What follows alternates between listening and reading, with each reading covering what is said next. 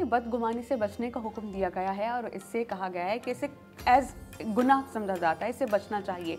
लेकिन जिसके बारे में बदगुमानी हो रही है वो किस तरह ख़ुद को महफूज रखे बदगुमानों से, और कभी कभी तो आपका वजूद ही बहुत से लोगों के लिए बाइस अज़ियत होता है, तो what to do in that situation.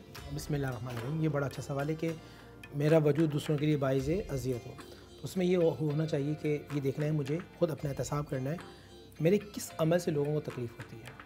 मेरी बात करने से तकलीफ़ होती है, मेरे रिएक्शन से तकलीफ़ होती है, या जो मैं ख़ुद हसद करता हूँ जिसकी वजह से वहाँ एक एनवायरनमेंट क्रिएट होती है हसद की, जिससे लोगों का दिल ख़राब होता है। तो ये अल्लाह सुब्हानहू व तआला ने मुझे इख्तियार दिया है, मुझे अपने आप को चेंज करना है।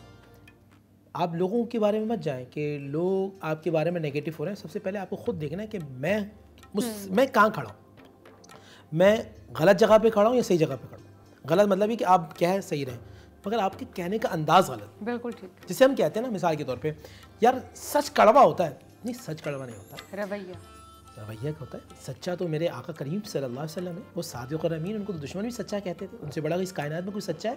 लेकिन कभी तो हम तारीख़ नहीं देखती कि लोगों ने कहा कि उनके रवैये से दिल टूटे हो, बल्कि हुजूर जब बोलते हो तो ऐसा लगता था फूल जड़ते हैं और दिल जुड़ जाया करते थे। मुझे ये देखना है मेरा रवैया कैसा है। अगर मैं लोगों के लिए बाइज़े तकलीफ़ हूँ तो याद रखिएगा नाज़रीन, कभी भी अल्लाह की रहमत मेरे करीब नहीं आ सकती, मेरी तौबा कबूल नहीं होगी कि अगर मेरा लहजा, मेरी गुफ्तार, मेरा अमल लोगों के लिए बाइज़े तकलीफ़ है।